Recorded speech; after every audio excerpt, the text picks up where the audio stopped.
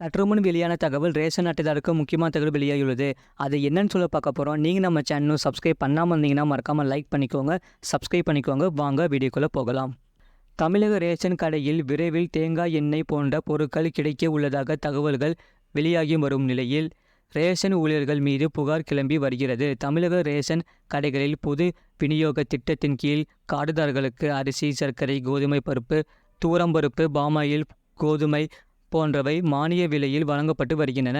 கார்டுதாரர்களுக்கு குறிப்பிட்ட எடையில் மாதந்தோறும் வழங்கப்படுகின்றன. இதனால் கோடிக்கணக்கான மக்கள் நேரடியாகவே பலன் பெற்று வருகிறார்கள்.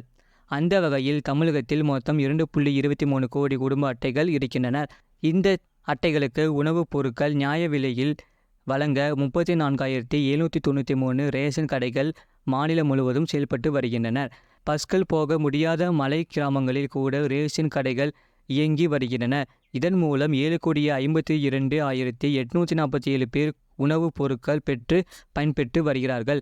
ரேஷன் கடைகளில் முறைகேடுகள் நடைபெறுவதை தடுப்பதற்காகவே கைரேகை முறையில் பொருட்கள் விநியோகிக்கப்படுகிறது. ஆனால் பிற பொருட்களை வாங்கினால் தான் அரிசி, கோதுமை, சர்க்கரை, பாமாயில் தருவோம் என்று சில ஊழியர்கள் கட்டாயப்படுத்துவதாக புகார்கள் அவ்வப்போது எழுகின்றன. 100 ரூபாய் அல்லது குறைந்தது 50 ரூபாய்க்கு மேல் ஏதாவது ஒரு பொருள் வாங்க சொல்லி கட்டாயப்படுத்துகிறார்களாம். எனவே கடைக்கு வரும் ரேஷன்தாரர்கள் பொருட்கள் வாங்க சொல்லும்படி கட்டாயப்படுத்தக்கூடாது என்று பலமுறை ரேஷன் கடை ஊழியர்களுக்கு தமிழக உணவுத்துறை அறிவுறுத்தியிருக்கிறது.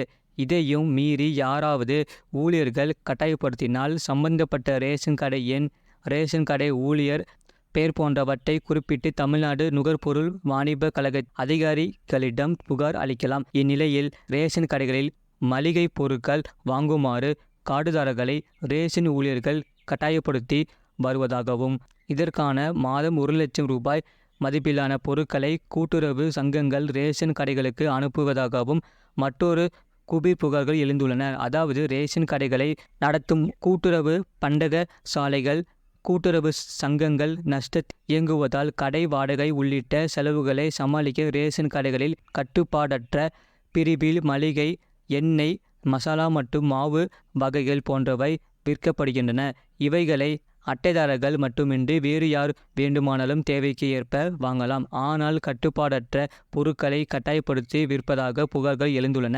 200 ரூபாய்க்கு மளிகை பொருட்களை வாங்கினால் தான் அரிசி, சர்க்கரை வழங்கப்படும் என்று ரேஷன் ஊழியர்கள் சொல்கிறார்களாம். அப்படியே அவர்கள் தரும் பொருட்களும் தரமானதாக இல்லை, விலையும் அதிகம் என்கிறார்கள். இது குறித்து அரசு ரேஷன் கடை பணியாளர்கள் சங்க தலைவர் சொல்லும்போது, ஒவ்வொரு மாதமும் ரேஷன் கடை ஊழியர்களிடம் கட்டுப்பாடற்ற பொருட்களின் தேவை பட்டியலை பெற்று அதற்கேற்பவே விற்பனைக்கு அனுப்ப வேண்டும். ஆனால் இதை யாரும் பின்பற்றுவதில்லை.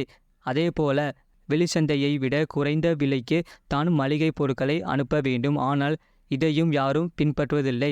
விலை அதிகம் இருப்பதால் நிறைய பேர் வாங்குவதில்லை. அந்த மளிகை பொருட்கள் விற்கவில்லை ஆனால் அதற்குரிய பணம் சம்பளத்தில் பிடிக்கப்படும் என்று அதிகாரிகள் குடுப்பிடி காட்டுவதால் ஊழியர்களும் கார்டுதாரர்களிடம் கட்டாயப்படுத்தும் நிலை ஏற்படுகிறது.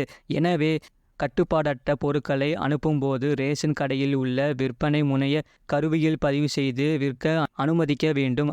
அப்போதுதான் பொருட்களின் விற்பனையில் வெளிப்படைத்தன்மை இருக்கும் என்று கேட்டு கொண்டுள்ளார். இது போன்ற செய்திகளை உடனுக்குடன் அறிந்து கொள்ள மறக்காமல் சேனலை சப்ஸ்கிரைப் செய்யுங்கள், மற்றவர்களுக்கு தெரியப்படுத்த ஷேர் செய்யுங்கள்.